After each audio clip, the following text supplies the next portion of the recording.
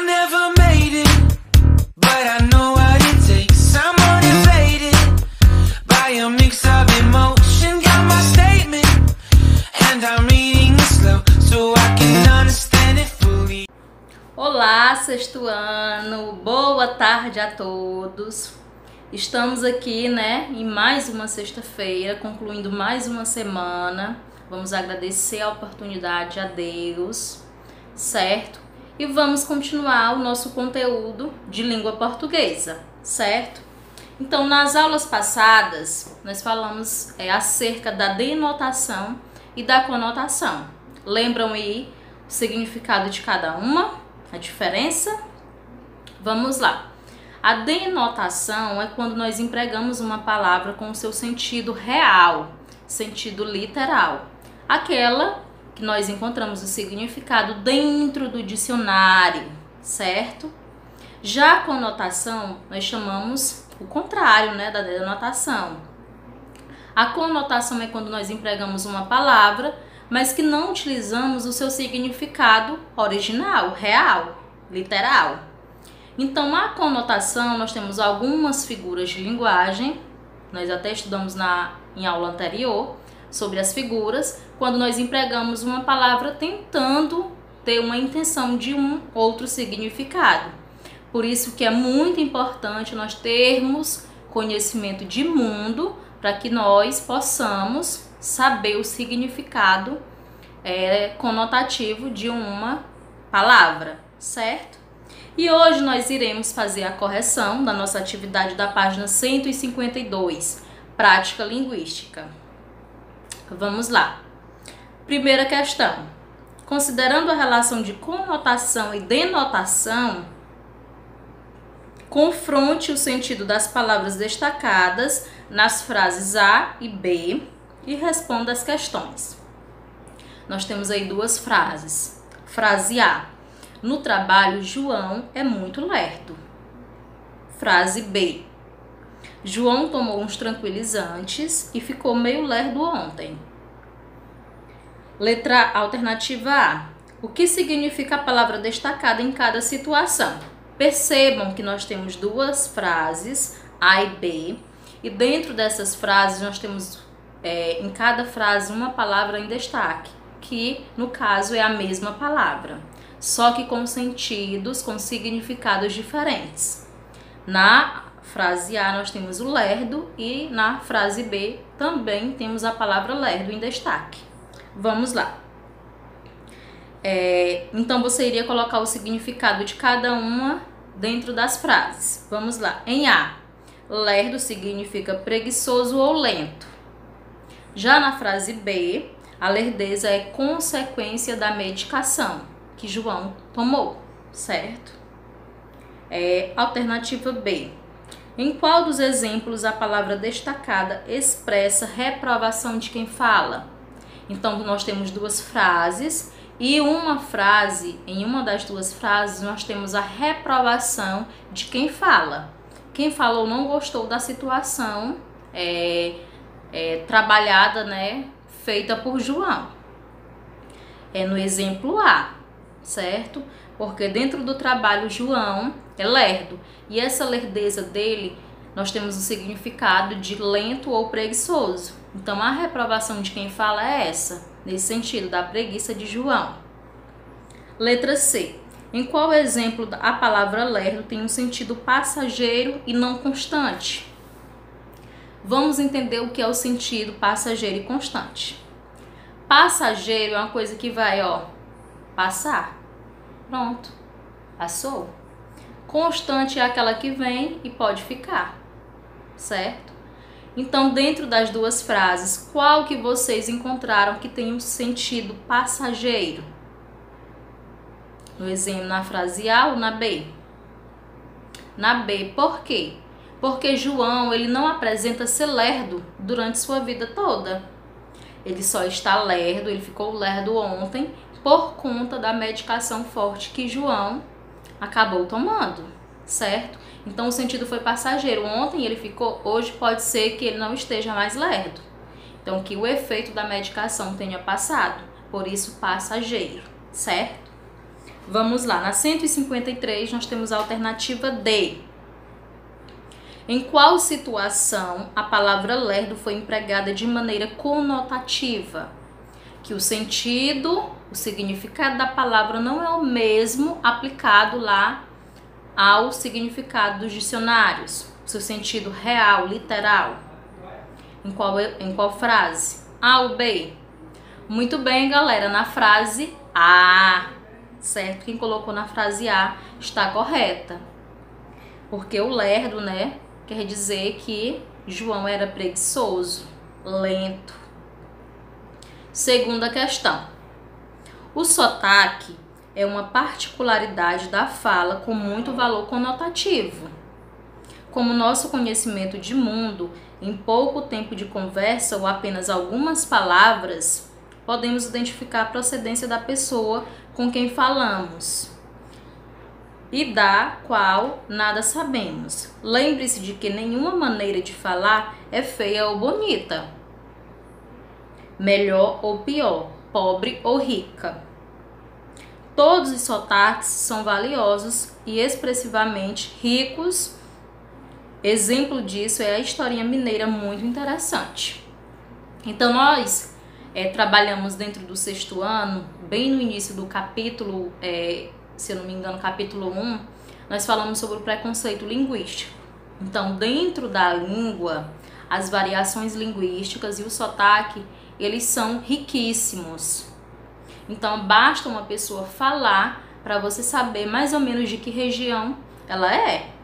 Se ela é do interior, se ela é da cidade, se ela é da parte sul, se ela é da parte norte, certo? Então, às vezes, o reconhecimento do sotaque é bem marcado dentro da fala, certo? Então, não existe língua feia ou bonita, rica ou pobre, melhor ou pior.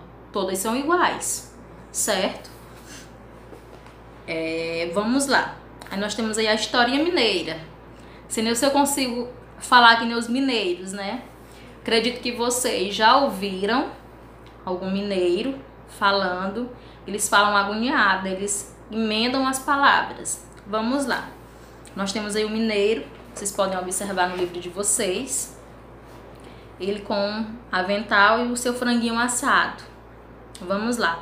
Historinha mineira. Sá passado, era setembro. Tava eu na cozinha cozinhando um quilo de carne com um mastomate para fazer uma macarronada com galinha assada. Quase caí disso quando vi um barulho vindo de dentro do forno, parecendo uma tiguera. A receita mandou pôr milho de pipoca dentro da galinha para assar. O forno esquentou, ou misturou e a galinha explodiu. Fiquei branco que nem um litro de leite. Foi um trem doidinho, uai. Quase caí dentro da pia. Fiquei sem saber de onde convi, pra onde vou, onde contou. Então, tem algumas palavras que eu creio que vocês vão conseguir identificar e algumas não, certo? Mas para melhorar o entendimento de vocês, eu vou ler da forma da língua padrão. Aqui nós estamos, uma historinha mineira, né? Da forma que eles falam. Vamos lá. Isso eu só vou ler, né, para caso alguém não conseguiu ou não consegue entender o significado das palavras. Vamos lá. Sábado passado era 7 de setembro. Estava eu na cozinha cozinhando 1 quilo de carne com tomate para fazer uma macarronada com galinha assada. Quase caí de susto quando ouvi um barulho vindo de dentro do forno, parecendo um tiro de guerra. A receita mandou pôr milho de pipoca dentro da galinha para assar. O forno esquentou, o milho estourou e a galinha explodiu. Fiquei branco que nem um litro de leite. Foi um trem doidinho, uai. Quase caí dentro da pia. Fiquei sem saber de onde eu vim, para onde eu vou, onde que eu estou. Vamos lá. Então, é muito importante O sotaque, ele faz parte, né, da história cultural de cada região, de cada lugarzinho. Então, o preconceito linguístico, ele tem que ser barrado. Então, não deve existir dentro da língua preconceito, certo? Isso nós já falamos bastante. E não existe o certo ou o errado, existem as variações linguísticas dentro da língua. Nós temos a língua padrão e fora a língua padrão nós temos as variações, de acordo com a região de cada um, com o lugarzinho de cada um, certo? Então vamos barrar o preconceito, certo? O preconceito, ele é considerado, né, um crime. Aí vamos lá, letra A. O que aconteceu com a galinha? Por quê? E aí dentro da historinha, como foi que vocês colocaram a resposta de vocês? Deu para compreender o que foi que aconteceu com a galinha? Explodiu quando o milho de pipoca começou a estourar. Então ele colocou o milho, né? Pediu a receita, pediu para colocar milho de galinha, milho de pipoca dentro da galinha. E ela explodiu quando o milho começou a estourar. Quem colocou nesse sentido está correta. Alternativa B. A forma como esse texto foi escrito procura reproduzir o modo de falar dos mineiros. Esse modo é muito diferente do seu, então vocês vão analisar a forma, né, que eles falam, se ela é igual à forma que você fala.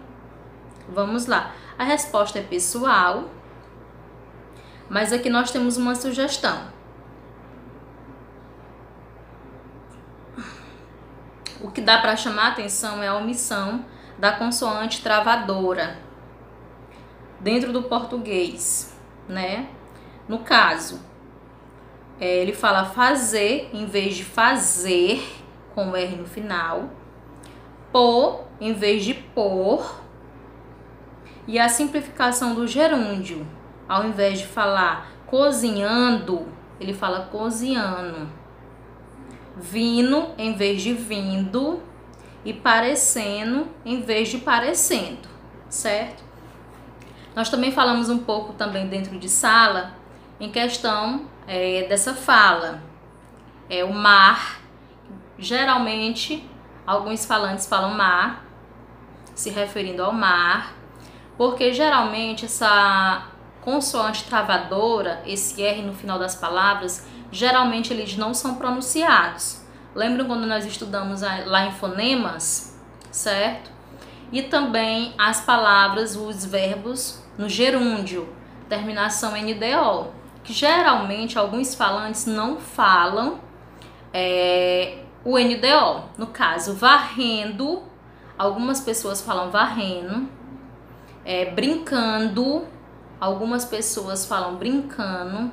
E não é que é errado, é uma variação da língua, que apenas eles deixam de falar, né, o NDO e falam apenas o NO. Então, se vocês pegarem cantando, brincando, correndo, pulando, geralmente muitas pessoas deixam omitido, né, esse NDO, o gerúndio, e falam apenas o NO.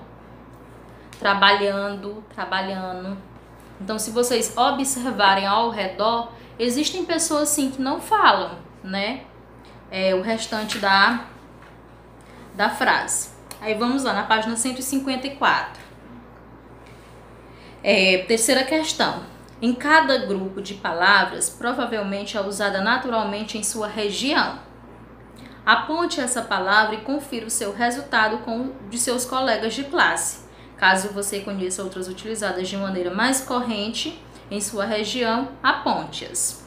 Essa aqui, como ela é bem pessoal, vai ser de acordo, né, com a pessoa, de acordo com o que a pessoa fala. Então, eu vou deixar vocês fazerem a de vocês. Eu vou dar apenas um exemplo. Alternativa A, nós temos a palavra desajeitado, trapalhão, enrolado, prego, mané, otário. Então, para falar que uma pessoa, ela vamos dizer assim, dentro da linhagem, né, uma pessoa desajeitada, que é bagunceira, como é que vocês falam dentro da casa de vocês? Não fala nem na região, porque nós estamos na mesma, né, dentro da mesma cidade. Então, dentro da casa de vocês, para falar que uma pessoa é desajeitada, vocês utilizam qual palavra? Dentro da minha casa, para esse tipo de pessoa é enrolado, certo? A letra B é boia, que é a comida, rango, almoço ou armoço. Dentro da minha casa, nós chamamos almoço, certo? Mas pode ser em situações que outras pessoas chamam comer. Eu tenho uma prima de São Luís que ela sempre fala comer. A hora do comer. Então, geralmente, essas respostas elas vão variar. Porque é de acordo com o que você fala, com o que falam dentro da sua casa, ok? Então, cada um escolhe a forma mais utilizada. Se não tem aqui na alternativa, você coloca a palavra que você mais utiliza, certo? Na quarta questão. Na evolução natural das línguas, é normal que algumas palavras ou expressões caiam em desuso ou sejam substituídas. A língua ela não é parada, ela está em constante mudança, certo? As palavras e expressões a seguir são exemplo disso. Elas já foram muito comuns. Pergunte a alguém que convivia com essas palavras e descubra o significado de cada uma delas. Caso você conheça uma correspondente utilizada nos dias de hoje, indique-a. Então, como a língua ela não é paralisada, ela sempre está em mudanças. Então, ou se você conhece, ou caso você não conheça, você vai perguntar para uma pessoa mais velha dentro da sua casa. Pode ser o papai, a mamãe, o vovô, a vovó, o titio, a titia, certo? Ou até o irmão mais velho. Vamos lá. Número 1, bacana. O que é que significa a palavra bacana? Hoje ou em tempos mais antigos. Bacana quer dizer que é uma pessoa legal. Ah, mas fulano de tal é muito bacana, é muito gente boa. Então quer dizer que aquela pessoa é legal, certo? Aí nós temos aí o din-din. Esse din-din, ele é de acordo por região. Tem lugares que eles chamam de din-din, eles chamam de picolé, de sacolé, certo? E isso vai mudando aos poucos. Posso ser que na minha época eu chamei de picolé e hoje vocês chamam de din-din. E nas futuras gerações eles vão chamar de outro nome, certo?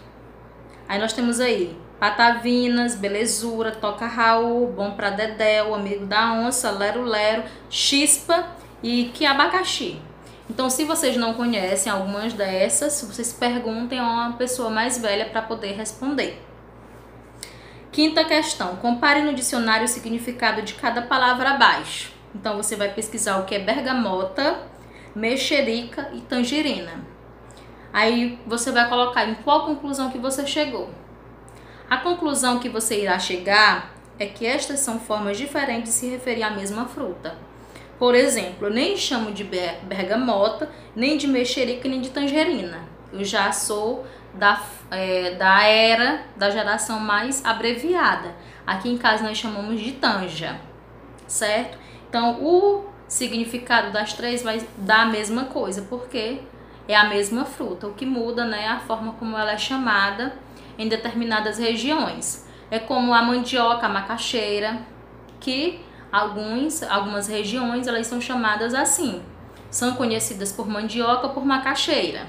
E isso vai depender, né, do local em que o cidadão ou a cidadã fala, certo? E hoje nós encerramos, né, além da semana, encerramos também mais uma aula. Espero que tenham gostado, que façam uma correção dentro do livro de vocês. E por hoje é só. Tchau, tchau. Bom final de semana. Beijos.